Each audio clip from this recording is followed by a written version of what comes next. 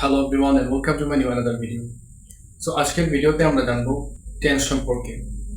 যে টেন্সগুলো আমরা আয়ত্ত করলে ইংরেজিতে খুব সহজেই কমিউনিকেট করতে পারবো। সেই টেন্সগুলো হচ্ছে পাস্ট, প্রেজেন্ট এন্ড ফিউচার। আমরা সকলেই জানি এই টেন্সগুলো প্রত্যেকটা টেন্স চার ভাগে বিভক্ত: simple, continuous, perfect and perfect continuous. যে টেন্সগুলো আমরা সব শিখলে খুব সহজেই কমিউনিকেট করতে পারবো এমন টেন্সগুলো হচ্ছে প্রেজেন্ট টেন্স এর চারটাই: present simple, present continuous, present perfect এবং প্রেজেন্ট পারফেক্ট কন্টিনিউয়াস।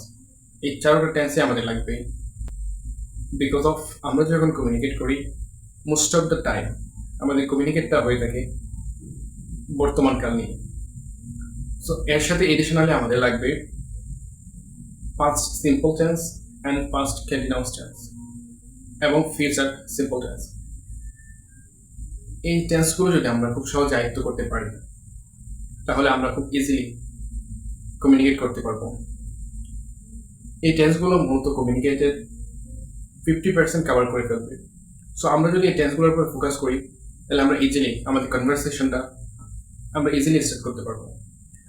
এরপরে আমাদের লাগবে future continuous and past perfect tense.